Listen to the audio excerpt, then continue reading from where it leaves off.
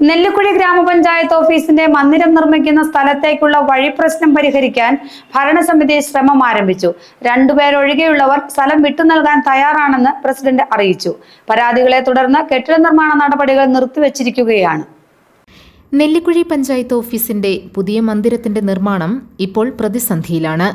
Assistant engineer stop memo നൽകി പണികൾ നിർത്തിവെച്ച അവസ്ഥയിലാണ്. നിശ്ചിത വീതിയിൽ വഴിയില്ലെന്നതും മറ്റ് കെട്ടിട നിർമ്മാണ ചട്ടങ്ങളുടെ ലംഘനവും ചൂണ്ടിക്കാട്ടി മുൻ മെമ്പറും മുൻ കോൺഗ്രസ് നേതാവുമായിരുന്ന അലി പടിഞ്ഞാറേച്ചാലിൽ ഉന്നയിച്ച പരാതിയാണ് ഇതിനെല്ലാം കാരണമായത്.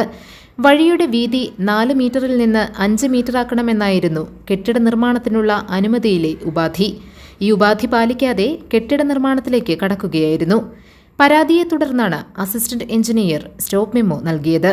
ഇതേ തുടർന്നാണ് വഴി പ്രശ്നം പരിഹരിക്കാനുള്ള ശ്രമം ഭരണസമിതി ആരംഭിച്ചിരിക്കുന്നത്. സ്ഥലയുടമകളുടെ യോഗം വിളിച്ച് വീതി കൂട്ടുന്നതിന് സഹകരിക്കണമെന്ന് ആവശ്യപ്പെടുകയായിരുന്നു. 2 പേരൊഴികെ മറ്റെല്ലാവരും സ്ഥലം നൽകാൻ തയ്യാറായിട്ടുണ്ടെന്ന് പ്രസിഡന്റ് സനീറ നസീർ അറിയിച്ചു. ഭൂമി വിട്ടുതരുന്നവർക്ക് കെട്ടിട നിർമ്മാണ ചട്ടങ്ങളിൽ ഇളവ് നൽകാമെന്നും ഭരണസമിതി സ്ഥലയുടമകളെ അറിയിച്ചിട്ടുണ്ട്. പഞ്ചായത്ത് ഓഫീസ് നിർമ്മാണവുമായി മുന്നോട്ടു പോകാനാണ് തീരുമാനമെന്നും പ്രസിഡന്റ് വ്യക്തമാക്കി. അബു കൊട്ടാരം, സത്താർ വട്ടക്കുടി, ഫൗസിയ ഷിയാസ്, സൽജ ജോസ്, അജീബ് ഇരമല്ലൂർ, രാഹുൽ തങ്കപ്പൻ, CK സത്യൻ, ആന്റണി ജോസഫ്, EM അസീസ് തുടങ്ങിയവരും യോഗത്തിൽ പങ്കെടുത്തു. GTV news, Nellikuzhi.